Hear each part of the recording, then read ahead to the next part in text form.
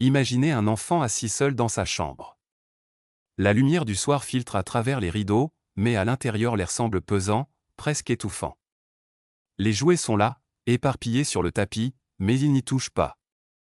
Ses yeux fixent le plafond comme s'il cherchait une réponse silencieuse à une question qu'il ne sait même pas formuler. Cet enfant ne sait pas encore mettre des mots sur ce qu'il ressent.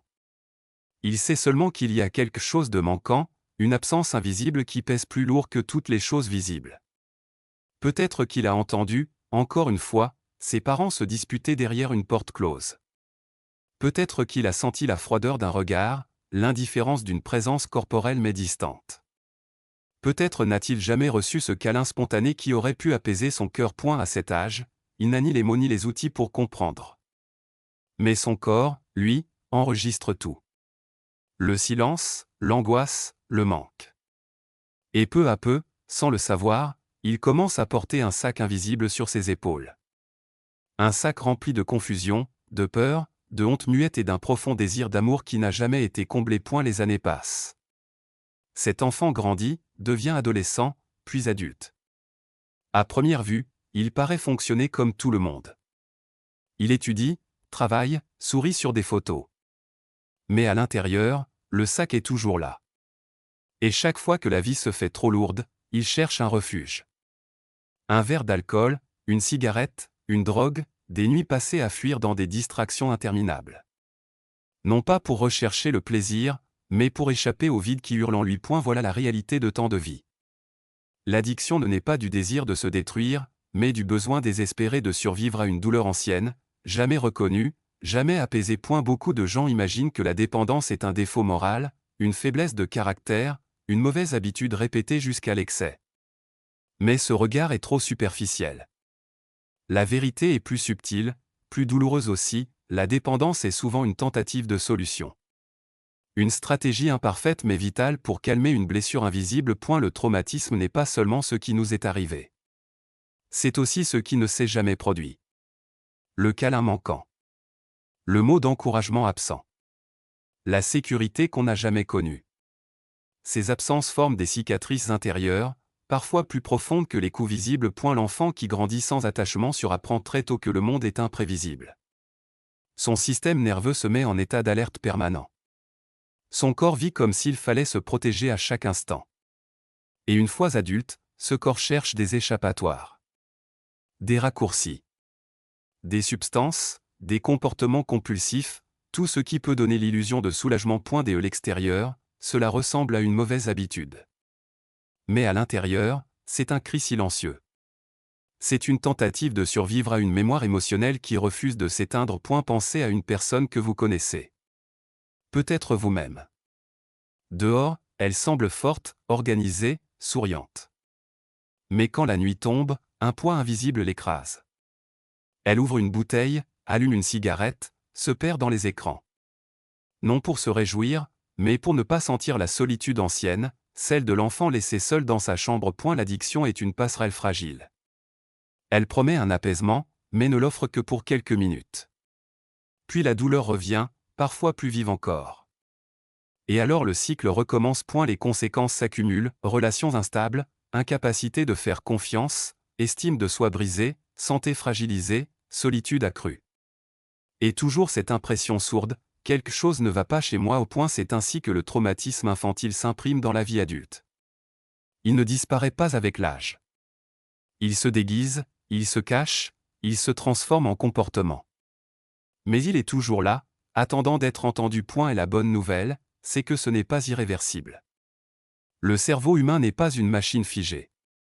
Ce qui a été modelé par la douleur peut être remodelé par la guérison. C'est ce que les neurosciences appellent la neuroplasticité. Là où le traumatisme a tracé un chemin de survie, la guérison peut dessiner un chemin de liberté. Mais pour cela, une chose est nécessaire, la sécurité. Le traumatisme naît du manque de sécurité, la guérison s'enracine dans sa présence. Et la sécurité peut se trouver dans une thérapie, où enfin quelqu'un écoute sans juger. Elle peut naître dans une amitié authentique, où la vulnérabilité rencontre la bienveillance. Elle peut grandir dans une pratique de pleine conscience, une respiration profonde, une méditation, qui rendent au corps le droit d'être calme. Et parfois, elle naît simplement de petits gestes envers soi-même. Remplacer l'autocritique par une parole douce. Se féliciter pour une petite victoire. Reconnaître ses efforts au lieu de ne voir que ses échecs. Chaque geste est un pas. Chaque pas est une brique posée dans la reconstruction d'une maison intérieure plus solide. Il faut du temps. La guérison n'arrive pas en une seule grande révélation. Elle se construit lentement, presque invisiblement, par des choix répétés. Choisir de rester présent quelques secondes de plus au lieu de fuir. Choisir d'appeler quelqu'un au lieu de s'enfermer. Choisir de respirer au lieu de se juger. Ces choix semblent petits, mais pour le système nerveux, ils sont immenses.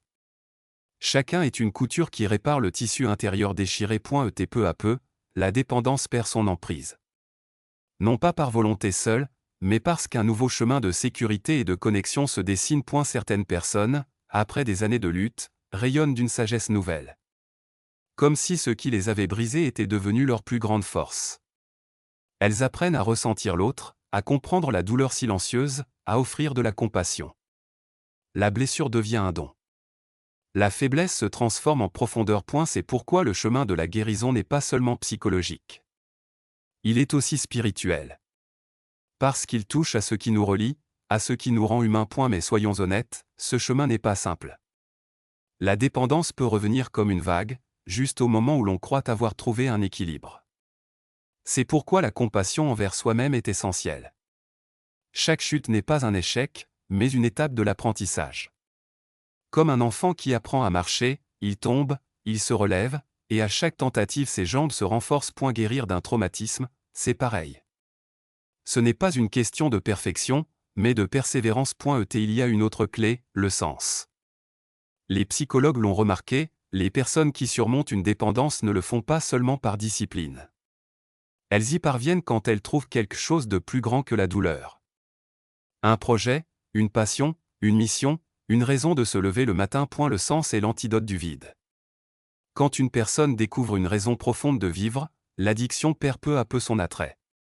Le vide se comble par l'engagement, par la création, par la connexion. Viktor Frankl, rescapé des camps et psychiatre, écrivait « Celui qui a un pourquoi peut supporter presque n'importe quel comment ». Ce principe est universel. Quand nous retrouvons un pourquoi, la substance n'est plus nécessaire pour combler le manque. Car ce que le cerveau cherchait depuis toujours, ce n'était pas l'alcool, ni la drogue, ni les écrans.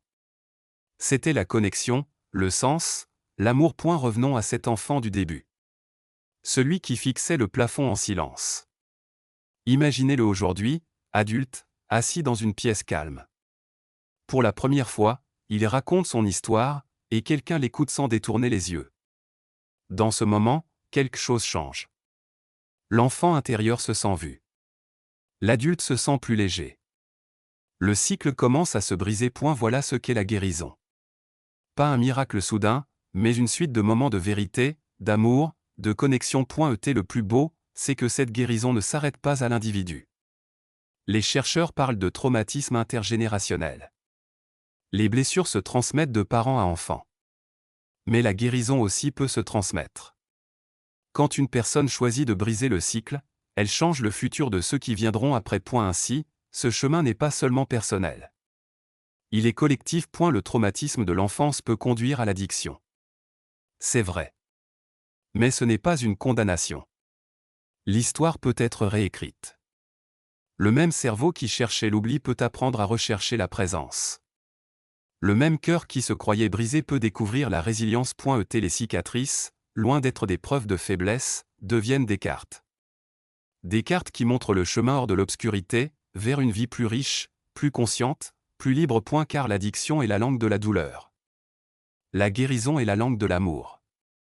Et chaque pas vers la compassion, chaque acte de courage, chaque moment de connexion est une révolution silencieuse qui prouve une vérité simple, nous n'étions pas faits pour rester brisés. Nous étions faits pour nous relever.